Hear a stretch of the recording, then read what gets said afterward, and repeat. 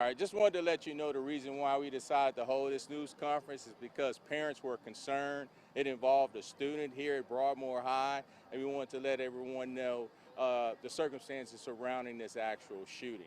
We had a call around 6:30 this morning relative to a student that was shot in the midsection. During the course of our investigation, we learned that there was an attempt robbery of a student while he was on his way to school.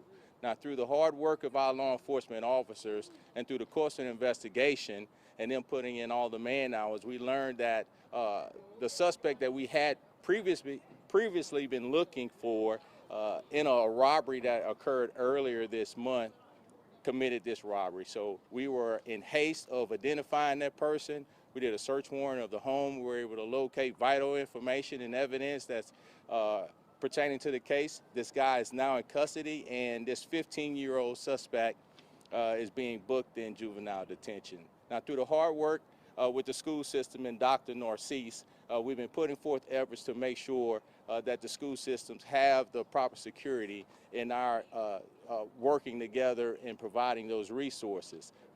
Also want to let you know that this incident did not happen at school. It was not on school grounds, but it did involve a current student and a student who was here at the school 2 months ago who had been expelled for a previous incident. So we've been working hard with the school system in an attempt to make sure that all the resources are available to make sure the students and the faculty are safe. Thank you, Gino. We just wanted to make sure that, again, to guarantee the parents to know that the incident did not happen at the school. We were notified earlier this morning as well. It was a student looked like they were walking to a bus stop, and this incident ended up happening. Right now, as they've been investigating, we actually have majority of the kids are actually here at Broadmoor High School. They don't even know the incident is even going on. And so one of the priorities that we've had in the school system has been to make sure that we're decreasing incidents and working closely with law enforcement to make sure that schools are safe, and also trying to make sure children who are coming to school are coming in a safe space. And so we wanted to make sure that we were able to notify our families and communities around that. Do we know the condition of the child that's in the hospital? Actually, we do. We just had the eye care team over there. The child is, the doctors, the child is recovering and just managing the pain of the child. And our team is over there with the parents and the families right now. Do we know where he was shot or she? In terms of the location? Yeah. Yeah, I'll let... Midsection. Midsection? Yes. Yes. How old is the suspect? 15 years. So we're not going to get an ID? No. 15 years of age. How old is the victim? The victim, I think 15 years of age, 15 to 16, but the victim did attend here at Broadmoor High. Yeah, the victim was a 10th grader. Did these two know each other? Not sure of that. How does this make you feel knowing that we are having juvenile crime for starting at 15 to 16 years old? This is concerning, and this kid was just trying to walk to school, apparently, from what we're gathering. Like, what do we need to do? I mean, like, this is alarming. Yeah, from the school perspective, what we've been trying to do is make sure we kind of continue to work with families around what they need to do, how to keep their children safe. We've put support systems on trying to help kids to help identify what their environments are like. School leaders are doing that. We also worked with counselors to have more conversation with kids.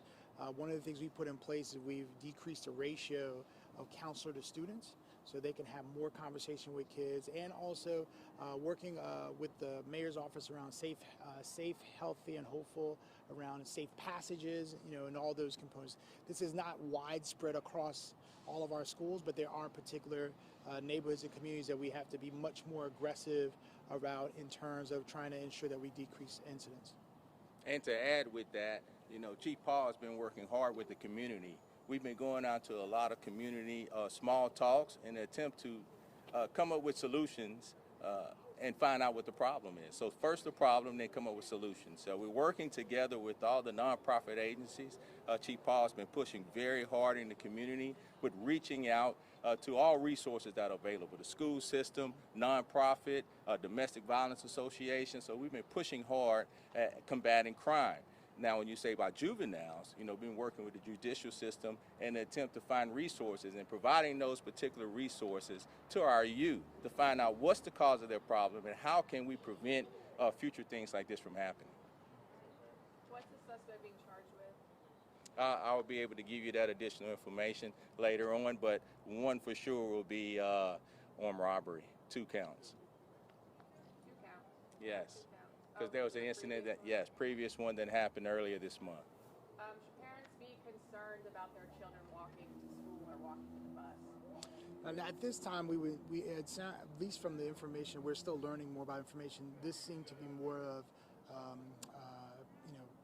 Isolated incident. This it's not been a pattern with children walking to school, going to bus stops, to having that issue.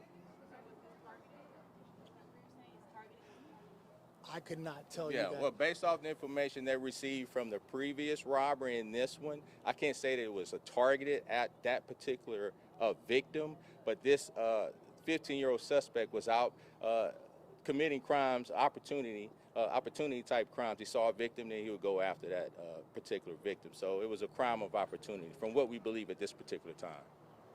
Can you talk about that previous armed robbery? Well, yes, I can. Okay. The robbery happened earlier this month, and through the course of the investigation, our officers responded initially and gathered all the information that led to us identifying who he was. The detectives were working the case and working hard at the case. So prior to this morning's shooting, we had an idea as to who he was. So our detectives were pushing hard in an attempt to apprehend this particular individual. He committed this crime this morning. Due to us having information as to who he was, we were able to quickly go and apprehend him. We did a search warrant of his home. We were able to gather vital evidence that's going to be crucial to our case. We brought him in for questioning, and we believe, without a doubt, we will be able to prosecute this case in court. But was the first attempt similar to this one at all? Was it also a student walking to the bus? Yes, it was a student. Yes, but through the course of the investigation, we learned all of that. So our detectives were able to push hard at identifying who the victim was, interviewed the victim. The victim was able to give us information as to who he believed that suspect was. From there, we had identifying measures to identify who he was. We were able to draw up a warrant. That's why we were so quick on finding out who he was, where he lived. We were quick to go inside the house, get as much evidence as we can, and apprehend that suspect. So, again, he is in custody, and he will be booked into juvenile detention. Do you know what kind of items he was robbing these students for or trying to get a hold of? Well, it's ongoing. That's part of our investigation, and when we have our day in court, we will be able to disclose most of that information.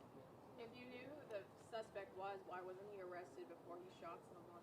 Well, it just happened within the past 2 weeks. So the way that we conduct our investigation, officers go out and they gather their information. From there, that information is given to detectives. Detectives then conduct their investigation by meeting with the victim, gathering as much information as they can, and then upon gathering all that information, we then go to a judge, present that information to the judge. If the judge feels that we have enough to be able to sign the warrant and it's valid in the information and evidence that we have, they then will sign that warrant, and then we will actively go and pursue that person. So it's a process in which we gather the information to developing the suspect to getting the warrant signed. What physical measures, you talk about resources, but what physical measures will be taken on campus to protect the students as well as let them know that these types of actions are not okay? Aside from our area, we've seen kids using guns in school environments lately. So what extra measures and physical measures will be taken here on campus? Yeah, so let's just be clear. This incident happened away from this school. Right now we have kids full of school, don't even know what's actually going on. So I don't want us to think that because this happened with a child walking to a bus stop this morning, that this happened in school. School is actually running well right now. The majority of kids here, they don't even know what's going on. So I want to make sure we say that first. Secondly, what we have done in terms of measures, which we've been working on since I arrived, has been one. If you notice, we work closely with Baton Rouge Police Department. We work closely with the Sheriff's Office. We work with all these various stakeholders, the Mayor's Office, to make sure that we can start addressing specific issues. We also vamped up officers full-time in schools. The board passed where I've been working with BRPD and Sheriff's Office to making sure we get more officers in schools. We've actually hired more going in. Right now at Broadmoor, we have an officer that's here every single day at their schools. We've been pushing for that to happen at all the middle and high schools, and also working for us to rotate in elementary schools, especially where there's major issues or major, if they're, just to kind of take incidents down. So that's been kind of our main work. And I think the big part, as you heard, is that we're trying to get out into the community. There are particular communities we're trying to work closely with to begin to identify where they're issued, but also working with a lot of nonprofit partners who actually are part of the community. One thing I always keep trying to tell folks is we have a lot of resources, but we're working hard to coordinate together. We work with a group called our Baton Rouge Area Youth Network. We have 90 partners that work with us. We have YMCA, so all these folks work with us to wrap our hands around kids to make sure that we can be much more preventative and not to have these conversations where we're reactionary to an incident that happened. But it takes time.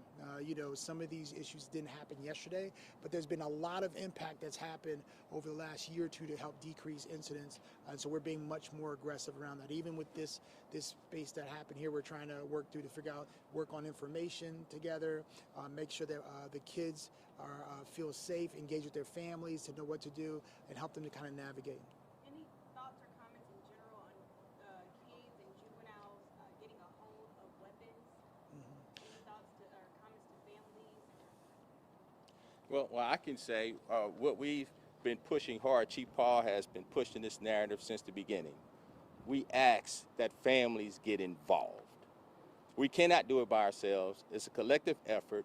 We rely on the resources, we rely on the community, and we rely on the families to get involved. Chief Paul has often said, go into your kid's room, check their room, see what information they're sharing on social media. Go underneath the bed, underneath the mattress, see if they have guns in their room. So our initiative has been to reach out to the community, reach out to families that are having trouble with their kids, and to ultimately become involved. Yeah, we would say the same exact thing. I know that as children get older, families believe we should just, give them more liberty, as we should give them more liberty, but we should be always checking on our children, and also talking to counselors, teachers. Children throughout an 8-hour day go through multiple adults, and so our goal is to try to increase communication in that. And the other part I continue to tell folks is it takes a collective approach as a community for us to do this work. The school alone cannot solve this issue, so we put a lot of more officers and trying to make sure that we stay on top of kids around discipline and those pieces, and also provide intervention support. Many children come to us as well that may have different sets of challenges. It's not a widespread issue in all schools, but there are some communities that need a little bit more than others, and our goal is to help support them to become better. Will class continue today and for the rest of the week? Yes, a matter of fact, as I shared, right now we have almost 700 kids here at the school. School has been going on. Nothing has stopped this morning, and if you ask most of the children that are even here, they don't even know what's going on. So, everything has been pretty safe. This has happened away from the school, so we're just trying to get ahead of it. And the kid was just walking to the bus, or he was just walking towards school over here when it happened? From our understanding, the child was walking. I don't know if it was to the bus stop or to the school. I don't know. That's still part of the investigation to find out. He stayed about a block or two away from here. Yeah, about almost 4 miles, I think, was the distance we saw from the high school. About how many miles? About 4 miles, estimation of that. 2.4 miles, yeah. So. One more question. The suspect was expelled. Why? Can you just talk about that? If it was criminal? We can't really talk about that. When you don't do anything with discipline code, we go through our process, but we can't really share that information. Thank you.